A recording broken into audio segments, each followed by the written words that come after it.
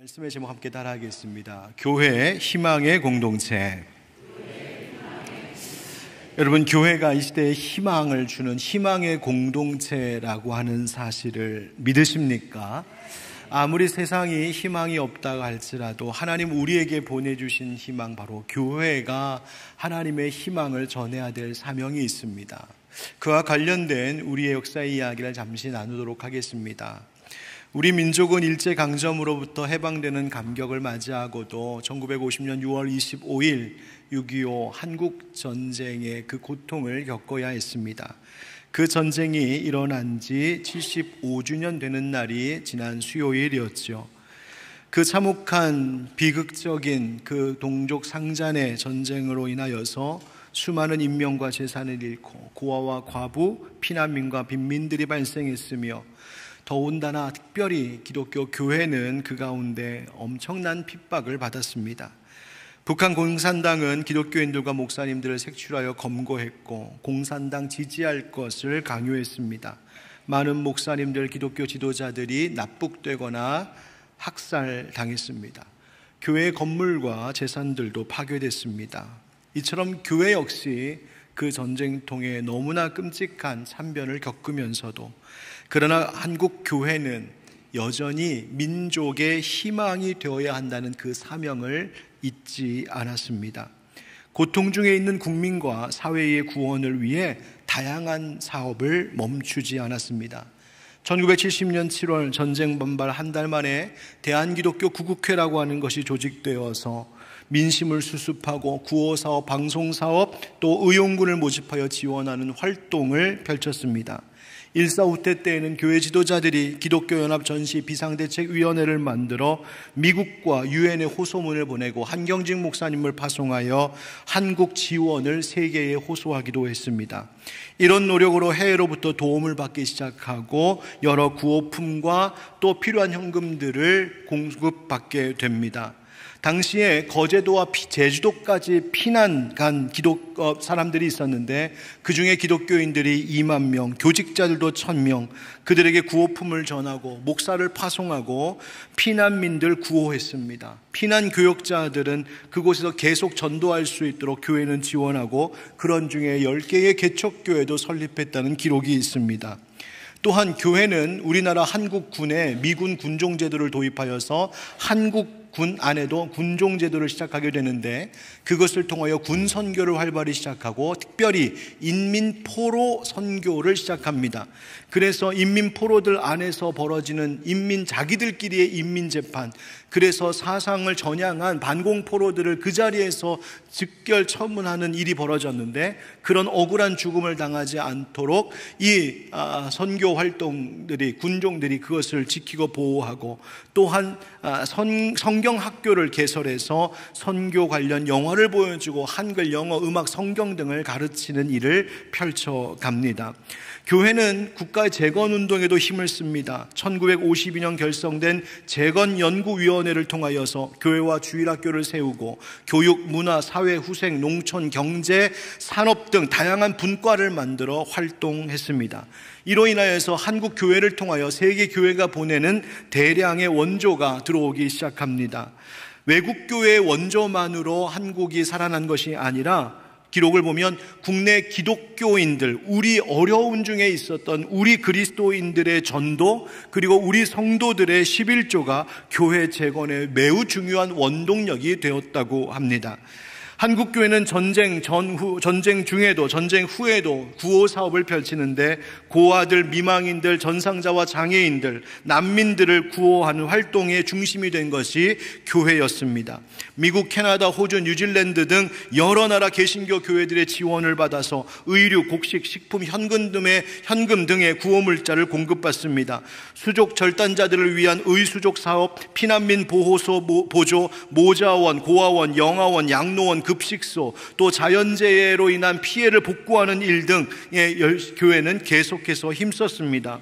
입을 옷과 아이들 분유, 밀가루, 쌀, 기름 등의 식료품을 보급하는데 그 통로가 된 것도 교회였고, 나환자 요양소, 결핵 요양원 등 사람들을 살리는 기관으로 쓰임받은 것도 교회였습니다. 당시 팀미션이라는 선교단체가 있어 그 선교단체가 들어와 고아원 성경학교 등을 시작했고 방송선교, 문서선교를 시작하는데 여러분 잘 아시는 극동방송국이 인천에 세워지고 국어, 영어, 중국어, 러시아어, 몽골어, 우크라이나어 등 여러 언어로서 방송하여 공산권까지 그 당시에 선교하는 일에 공헌했습니다.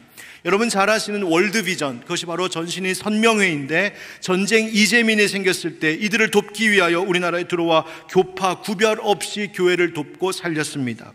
또 잘 아시는 컴패션 있죠. 수많은 전쟁 고아들을 위한 고아원 사업을 시작하여서 전국의 190여 개의 고아원 2만여 명의 고아들을 수용하고 교육하는 일에 기독교인들, 그리스도인들이 쓰임받았습니다. 여기 고양시 일산에 있는 홀트 아동복지회 아시지 않습니까? 본래 목재상이었던 해리 홀트가 한국 전쟁으로 생긴 혼혈고아 80여 명을 미국으로 데리고 가 각 가정에 입양시켰던 일을 통하여서 입양기관이 시작된 것입니다. 한국 교회는 교육에도 힘썼습니다. 일제강점기 때부터 이미 동대문 교회를 비롯한 여러 교회들이 야학을 세워서 설립, 운영했습니다. 한국 전쟁 이후에도 이 일이 계속되어서 교회뿐만 아니라 그 지역에 있는 여러 소외계층민들, 이농민과 도시 빈민의 자녀들을 대상으로 교육하는 일에 힘썼습니다. 전시의 교회당은 피난소가 되었고 고아들에게는 고아원으로 개방되었습니다. 임시거처를 제공하고 식량과 의약품을 나누고 선교단체와 협력해서 구호물자를 배급받는 통로로서의 역할을 한 것이 교회였고, 좋은 교육기관, 학교들을 세워 인재들을 양성했으며 좋은 의료시설들, 병원을 설립하여 의료사역에도 공헌한 것이 기독교 교회입니다. 여러분, 이처럼 전쟁의 고통 속에서도 교회는 계속해서 사회와 나라를 살리는 일에 힘썼습니다. 한국 교회와 해외의 세계 교회들이 대한민국과 대한민국 국민 살리는 일에 힘썼습니다. 생각해보면 우리 한국 교회야 우리나라니까 우리 민족이니까 그렇다 치더라도 잘 알지도 못하던 한국 코리아를 위하여 세계 교회, 해외 교회들은 왜 그토록 힘을 썼던 것일까요? 이유는 이미 서두에 말씀드렸습니다. 이유가 있습니다. 교회는 하나님이 세상에 보내는 희망이기 때문입니다. 세상 사람들이 희망을 잃었을 때 희망을 찾아주는 것, 길을 헤맬 때에 길을 안내해 주는 것이 바로 교회입니다. 기독교의 복음은 절대로 한 개인을 위하여서 주어진 것이 아닙니다. 마치 복음이라고 하는 것이 나 구원받고 나 복받는 것으로 끝나는 일로 여긴다면 그것을 소위 복음의 사사화라고 하는데 그것은 결코 하나님의 뜻에 맞지 않습니다. 기독교의 복음은 개인 구원은 물론이거니와 더불어 사회 구원, 민족 구원을 위한 공적 역할이 있다는 말입니다. 그것을 교회의 공공성이라고 말합니다. 혹은 교회가 공적인 사명, 공적인 역할이 있다, 그렇게 말합니다. 우리 교회 올해의 주제 말씀처럼 가서 너희도 이와 같이 하라, 선한 사마리아인의 말씀을 들려주신 예수님께서 너도 가서 누군가에게 좋은 이웃이 되라고 하신 것과 같이 바로 그 일을 해야 되는 것, 그 공적 사명을 가진 것이 바로 교회입니다. 초대교회는 우리는 가서 사랑하고 섬기겠습니다 라고 하는 이 우리의 오늘의 주제가 바로 처음부터 실천되었던 것, 그것이 바로 초대교회였습니다. 교회의 본분이고 교회의 목적임을 그들은 처음부터 알았기 때문입니다. 여러분, 희망을 잃어가는 이 시대 속에 올바른 교회, 건강한 교회가 필요합니다. 안으로 모이기에 힘쓰는 것뿐만 아니라 밖으로 우리의 시선을, 우리의 발걸음을 돌려 가서 사랑하고 섬기는 일을 하는 교회가 건강한 교회입니다. 저는 우리 하늘빛 광성교회가 그런 교회가 되었으면 좋겠습니다. 또한 우리 교회를 이루고 있는 우리 모든 성도들이 그런 바르고 건강한 교회관, 그런 성도의 의식과 실천을 갖는 공동체가 되었으면 좋겠습니다. 왜 그렇습니까? 주님도 그러기를 바라신다는 것을 믿기 때문입니다. 여러분, 오늘 말씀은 초대교회가 바로 그와 같은 본을 보여줬던 것인데, 그래서 교회가 이 시대에 희망을 주기 위해서 어떻게 해야 되는지 그것을 우리에게 가르쳐 줍니다. 오늘 말씀을 통하여서 희망을 잃어가는 이 세대 속에 우리 각 사람이, 또 우리 교회가 희망의 등불로 다시 한번 거듭나는 은혜가 있기를 예수님의 이름으로 축원드립니다. 한번 따라하겠습니다. 성령 충만한 교회가 희망을 줍니다. 오늘 32절 말씀에 믿는 무리가 한 마음과 한 뜻이 되어 모든 물건을 서로 통용하고 자기 재물을 조금이라도 자기 것이라 하는 이가 하나도 없더라 말씀하십니다. 초대교회 성도들이 한 마음과 한 뜻 되었답니다. 성부, 성자, 성령 삼위일체 하나님께서 한 분이신 것과 같이 성도들, 초대교회 성도들의 모습이 그 하나님의 형상을 닮아 완전히 하나 되었답니다. 그런데 그 하나됨의 결과, 그 증거가 무엇인가 보았더니 그들의 모든 재물, 모든 소유를 사유화하지 않고 그것을 서로 통용했다는 겁니다. 같이 썼다는 것입니다. 여러분, 사실 생각해보면 인간의 본능은 결코 그럴 수가 없습니다. 죄인인 인간의 마음속에 있는 이기심과 욕심은 결코 내 것을 포기하려 하지 않기 때문입니다. 그런데 그런 인간의 본성, 욕구, 죄성을 뛰어넘어 그것을 깨뜨리고 극복하여서 그들의 생각과 마음과 의지를 움직이는 힘이 있었다는 것이죠. 그것이 무엇이었는가? 바로 성령 하나님의 역사하심이었습니다. 초대교회는 성령 충만한 교회였습니다. 그것을 보여주는 대표적인 예가 오늘 본문 바로 앞에 나오는 사건인데요. 무슨 이야기입니까? 사도 베드로와 요한이 성전 미문에서 구걸하던 안진뱅이를 일으키는 기적을 보입니다.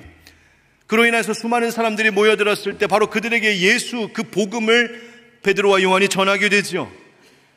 예루살렘 공회에는 이 베드로와 요한을 위험 인물로 간주하고 체포합니다. 그러나 그들을 계속 잡아두지 못했던 것은 많은 사람들이 그 기적을 눈으로 똑똑히 보았고 그들의 민심이 두려웠기 때문입니다. 그래서 그들을 다시 풀어주면서 공의회는 이 베드로와 요한에게 엄히 경고합니다. 다시는 가서 예수 이름 전하지 말고 말하지 말고 다시는 예수 이름으로 가르치지 말라고. 여러분, 그 엄한 경고를 받은 베드로와 요한 어떻게 했을까요? 그들의 반응은 바로 이것이었습니다.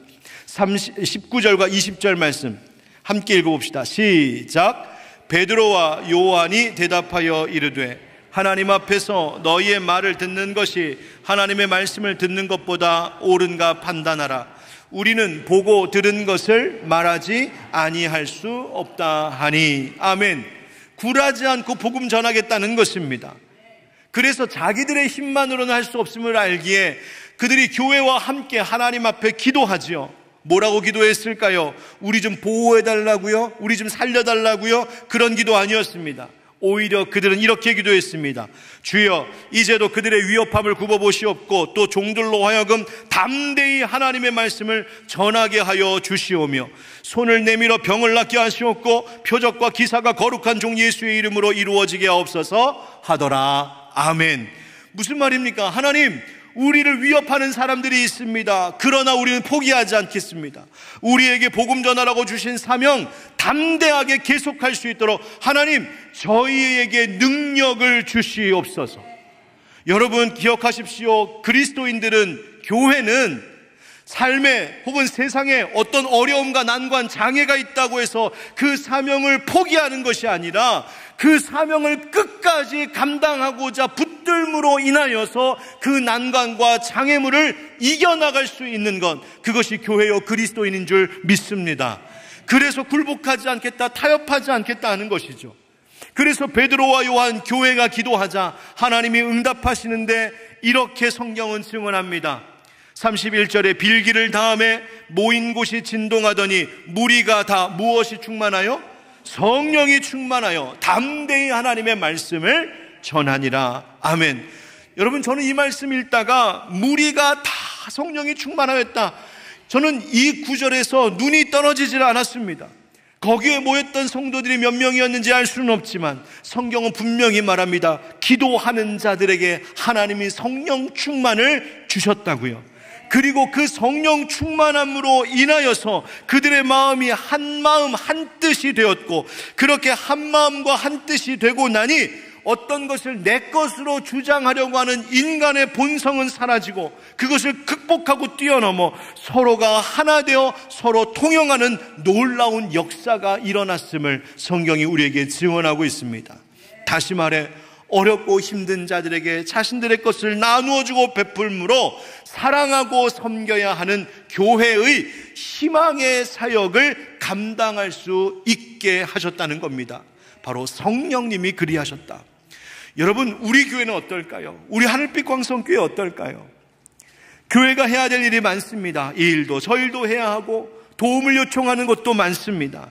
그런데 여러분, 여러 가지 일들을 하는 것보다 더 중요한 것은 그 일을 잘 감당하기 위해 우리가 먼저 성령 충만하게 되는 것인 줄 믿습니다. 여러분, 성령 충만하십시오. 성령님과 함께 하십시오. 여러분, 이 말씀 앞에 혹시 여러분 중에 목사님, 저는 성령 충만한 것보다 더 급하고 중요한 일이 있어서요, 저는 나중에 하겠습니다, 저랑은 상관없는 겁니다, 혹시라도 생각하는 분 계시다면 여러분, 그렇게 말씀하지 마십시오. 우리 모두가 성령으로 충만하게 되는 것보다 더 급하고 중요한 일은 없습니다. 왜 그럴까요? 우리가 감당해야 할 모든 일들은 결국 성령께서 주시는 능력으로 감당해야 될 일일 텐데, 그러니 그 어떤 일보다도 먼저 우리 안에 있어야 할 것이 바로 우리 각 사람, 우리 모두 다가 성령으로 충만하게 되는 것입니다. 그러므로 여러분, 이제 무더워지는 여름에 하나님, 우리에게 이 여름보다 더 뜨거운 성령의 충만함을 허락하여 주옵소서. 기도하는 여러분 되시길 간절히 바랍니다. 여러분, 이열치열이라고 하죠. 이제 더운 날 뜨거운 거 먹고 더위를 식히시겠다고요? 좋습니다. 그런데 삼계탕만 드시지 마시고 말씀의 양식 드시고 기도로 옷 입으시면서 여러분들, 우리 각 사람이 성령 충만하여 나를 통하여서 우리의 가정에 희망을 보게 하고 우리 교회를 통하여서 이 지역사회, 이 세대에 희망을 줄 수 있는 그런 놀라운 변화와 성장이 이 여름 우리 가운데 있기를 예수님의 이름으로 축원드립니다. 두 번째, 따라합시다. 공동체 의식을 가진 교회가 희망을 줍니다. 여러분, 여기서 믿는 무리가 한 마음 한 뜻이 되었다 32절에 말하는데, 여기서 한 뜻이라고 하는 말은 한 영혼이라고도 번역할 수 있는 단어입니다. 그러니까 성령으로 충만하게 되자 성령으로 하나 된 그들 사이에 너와 나의 분리가 없었다는 것입니다. 너와 내가 온전히 하나, 마치 한 생명의 존재처럼 그렇게 여겨지기 시작하니 자기 소유를 내 것이라고 주장할 이유가 없는 것이죠. 그냥 같이 쓰는 우리의 것인 것이죠. 여러분, 자녀들이 어렸을 때에 친구들을 집에 데리고 놀러 온 적 혹시 있으십니까? 여러분, 자녀들이 친구들을 집에 데리고 놀러 올 때 친구들에게 뭐라고 말했을까요? 야, 너 우리 아빠 집에 놀러 갈래? 야, 우리 엄마 집에 놀러 갈래? 그렇게 얘기했을까요? 아닙니다. 뭐라고 얘기했을까요? 우리 집에 놀러 갈래? 지가 1,000원 한 푼 보탠 거 없고 집 명의도 지들 이름으로 된 게 아닌데 지 집이랍니다. 왜 그럴까요? 엄마, 아빠, 나는 한 가족이라고 하는 공동체 의식을 이미 갖고 있었기 때문입니다. 여러분, 자녀들이 입는 옷 가지고 싸울 때 혹시 보지 않으셨습니까? 저희 집 이제 딸들만 있다 보니 그런 일이 있어요. 동생 보기에는 언니가 입는 옷이 다 좋아 보이나 봅니다. 그래서 언니 없을 때 몰래 꺼내 입었다가 들켜갖고 된통 혼나고 막 싸우고 난리 났던 일들이 덜어 있었습니다. 그런데 언제부턴가 놀라운 일이 벌어졌는데 지들끼리 서로 바꿔 입기도 하고 심지어 지가 입으려고 샀던 거 자기 안 어울리 너 입으라고 주기도 하고 서로 그렇게 같이 옷을 입는 놀라운 기적이 벌어졌습니다.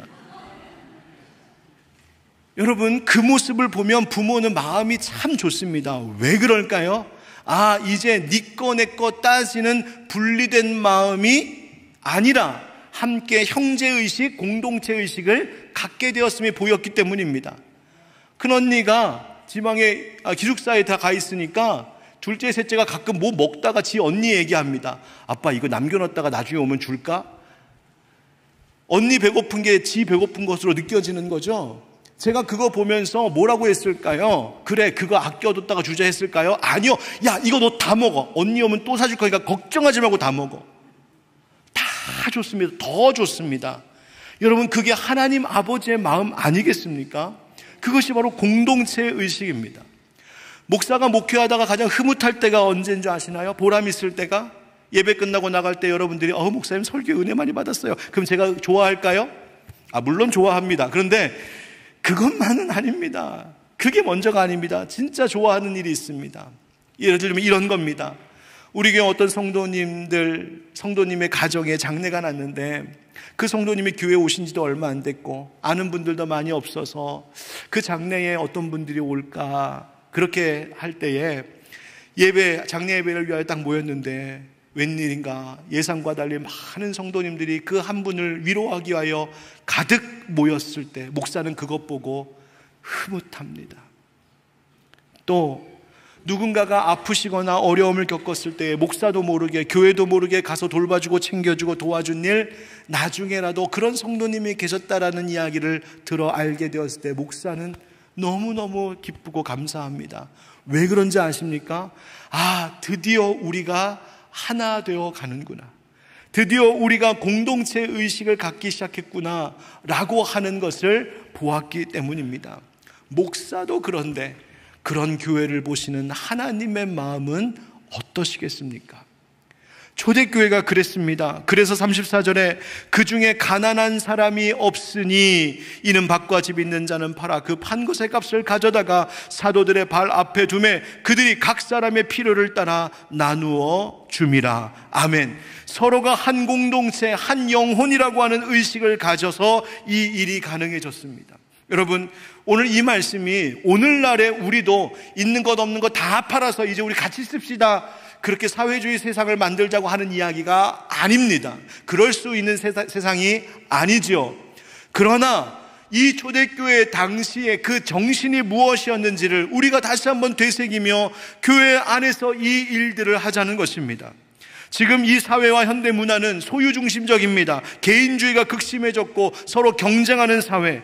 여러분, 이런 문화를 뒤바꾼다는 것이 쉽지 않을 겁니다. 어쩌면 계속 더해갈 것입니다. 그러나 여러분, 적어도 교회는, 적어도 그리스도인은 이 시대 속에, 이와 같은 세대 속에 희망을 잃어버린 채 살아가는 저들에게 그래도 교회가 희망의 등불이 되어주어야 하지 않겠습니까? 연약한 자들, 소외된 자들, 어려움이 처한 자들, 도움이 필요한 자들, 그들이 교회를 볼 때 그래도 내가 사는 가까이 교회가 있어서 참 다행이야, 내가 사는 이 지역에 하늘빛 광성교회가 있어서 살 희망이 있네, 그 말 듣는 교회 되어야 하지 않겠습니까? 여러분, 예수님께서 가르쳐 주신 주기도문에 보면 나라고 하는 단어는 한 번도 나오지 않습니다. 모두가 대신 우리입니다. 하늘에 계신 우리 아버지, 우리에게 일용할 양식을 주옵시고, 우리가 우리에게 잘못한 사람을 용서해 준 것 같이 우리의 죄를 용서해 주시고, 우리를 시험에 빠지지 않게 하시고, 예수님은 그 기도문을 통하여서도 우리에게 우리라고 하는 공동체 의식을 심어주셨습니다. 여러분, 하늘빛 광성교회 교인만 우리입니까? 아니요. 성숙한 신앙인이란 그 우리라고 하는 나의 울타리를 점점 넓혀가는 것입니다. 어려서는 나라고 하는 작은 울타리, 조금 커서는 부모, 가족이라고 하는 조금 더 큰 울타리, 그러면서 사회생활하면서 학교라는 울타리, 직장이라는 울타리, 예수 믿게 되면서 우리 교회, 우리 목장, 봉사하는 우리 부서와 팀이라고 하는 울타리, 점점 그 울타리가 커져가는 겁니다. 그러다가 점점 더 커져서 우리 지역, 우리 마을, 우리 나라, 우리 민족, 그리고 온 세계 열방을 가슴에 품고 기도하며 헌신하는 그리스도인, 그렇게 우리라고 하는 동그란 원을 크게 칠 줄 아는 사람이 바로 성장한 성숙한 그리스도인입니다. 그 큰 울타리 속에는 어쩌면 가난한 사람, 병든 사람, 연약한 사람, 외로운 사람, 소외된 사람들이 있을지 모릅니다. 그 울타리 안에는 나와 생각과 스타일이 다른 사람들이 있을지도 모릅니다. 심지어 나에게 상처와 아픔을 준 사람이 그 우리 안에 들어있을 수 있습니다.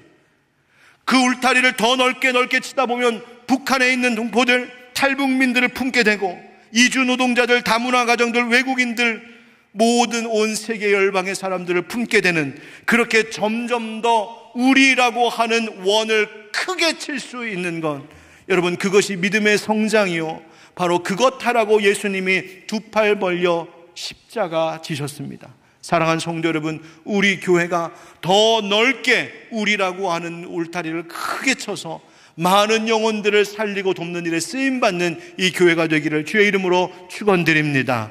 세 번째, 함께 따라합시다. 자기 것을 드리는 교회가 희망을 줍니다. 성경에 보니까 이렇게 자기의 것을 헌신한 자들 가운데 한 사람의 이름을 드러냅니다. 바로 바나바입니다. 저는 이 사람의 이름이 언급되는 구절을 읽으면서 궁금했습니다. 왜 하나님은 굳이 그 이름을 드러내셨을까?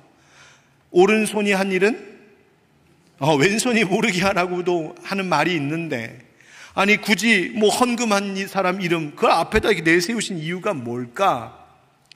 묵상하면서 깨닫게 되었습니다. 먼저는 주님께서 모범으로 삼기 위하였음을 알게 되었습니다. 특히 이 바나바라고 하는 인물이 초대교회의 지도이자 바울의 좋은 동역자로 쓰임받았던 것을 보면 하나님께서 어떤 사람을 쓰시는가, 똑똑한 사람, 지혜로운 사람, 능력과 실력 있는 사람, 아니 그보다는 자기의 것을 들여 헌신할 줄 아는 사람들 하나님이 복 주시고 쓰시는구나 알게 하시기 위함이었습니다. 뿐만 아니라 이와 같은 헌신과 이 섬김은 한 사람 한 사람의 구체적인 실천을 통하여서 이루어진다는 것을 보여주시기 위함입니다. 바나바라고 하는 한 사람의 헌신이 있어서 됐던 것처럼 오늘 이 시대에도, 이 세대에도, 우리 교회에도 누군가가 제2의 바나바, 제3의 바나바가 되어야 우리는 희망의 공동체로서 교회의 사명을 다할 수 있는 것이죠. 여러분, 바나바라고 하는 이름, 원래는 별명이죠. 본래 레위 사람 요셉이라고 하는 이름의 별명입니다. 그런데 그 뜻이 뭐라고 되어 있냐면 위로의 아들이라고 되어 있죠. 위로라고 번역된 바르바나스라고 하는 말은 권위라고 하는 말이기도 합니다. 여러분, 다시 말하면 이 권위자라고 하는 이름을 갖기도 하고 그것을 달리 번역하면 위로의 아들이라는 거예요. 저는 이 말을 묵상하면서 깨달았습니다. 그렇구나. 진짜 권위는 내가 권위를 내세우는 것으로 가능한 것이 아니구나. 우리 교회가, 이 하늘빛 광성교회가 이 지역사회에 칭송받는 권위 있는 교회가 된다는 것은 우리 이런 사람이야 그렇게 목을 꼿꼿하게 세우는 그것 아니구나. 바나바와 같이 나의 것을 들여 헌신할 때에 비로소 그와 같은 영적 권위, 거룩한 권위가 세워지는 것임을 깨닫게 되었습니다. 사랑하는 성도 여러분, 지금까지 우리 교회가 지역사회를 위하여서 이 세대를 위해서 여러 가지 일들을 감당할 수 있었던 것, 우리 성도들의 헌신 때문임을 저는 기억합니다. 재정의 부족함 속에서도 자기의 것을 털어서 교회 사역에 보태고 부서와 팀의 사역을 꾸려가기 위하여 자기의 사비를 들여 헌신하신 분들이 많다는 것을 저는 잘 알고 있습니다. 교회가 시작될 때부터 선교사님들과 미자립 개척교회를 지원해오고 도움이 필요한 지역과 기관들과 협력하며 돕고 나누고 섬기는 일을 계속해왔습니다. 외부의 단체들이 교회 장소를 쓰고 싶어 할 때, 심지어 기독교 단체가 아닌 전혀 그저 지역 일반 사회 단체에도 언제든지 교회 문을 활짝 열어드리고 그들이 쓸 수 있도록 최선을 다해 지원했습니다. 신학생들 신학교 장학금을 보내고 교회 내에 교회 바깥의 학생들 장학 지원도 했습니다. 고양시 다문화 가정지원센터 지원하면서 그 운영에 참여하고 있습니다. 다 이와 같은 섬김의 일, 나눔과 베품의 일을 할 수 있는 것 모두가 성도들의 귀한 헌신 때문입니다. 그런데 오늘 제가 다시 한번 여러분들에게 그에 더하여 부탁을 드립니다. 앞서 말씀드렸던 우리 몽골 가족들을 위한 돌봄, 탈북민 교회를 위한 헌신에 여러분 참여해 주십시오. 뿐만 아니라 우리 교회에는 사랑 헌금이라는 것이 있습니다. 긴급 구제가 필요한 분들을 위한 긍휼을 돕는 사역을 위한 헌금, 통일 선교를 위한 헌금, 장학 헌금과 같은 것들이 있습니다. 또 도와야 될 구체적인 대상이 있을 때는 목적 헌금에다가 그 내용을 써서 헌금하시면 그것을 그대로 그 대상에게 전달합니다. 왜 이 일들을 힘써 함께 해야 될까요?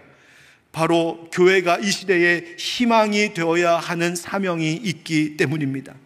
신명기 14장 29절 말씀에 너희 중에 분깃이나 기업이 없는 레위인과 내 성중에 거류하는 객과 및 고아와 과부들이 와서 먹고 배부르게 하라. 그리하면 내 하나님 여호와께서 네 손으로 하는 범사에 네게 복을 주시리라. 아멘. 여러분, 약속하신 하나님은 반드시 이루신다는 사실을 믿으십니까? 여러분, 그렇다면 우리가 이 일 감당해야 됩니다. 마무리하겠습니다. 오늘 말씀의 33절에 보니까 사도들이 큰 권능으로 주 예수의 부활을 증언하니 무리가 큰 은혜를 받아 이렇게 했다 합니다. 여러분, 섬기고 베푸고 나누는 일은 은혜 받은 자들이 하는 것입니다. 억지로 할 수 있는 것 아닙니다. 예수 그리스도 십자가의 그 은혜에 감사하여서 자원하는 마음으로 그 은혜와 사랑을 흘려보내는 일을 하자는 것입니다. 그러니 우리 먼저 은혜 충만, 성령 충만합시다. 예수 그리스도 십자가 사랑으로 우리가 하나 되었음을 잊지 맙시다.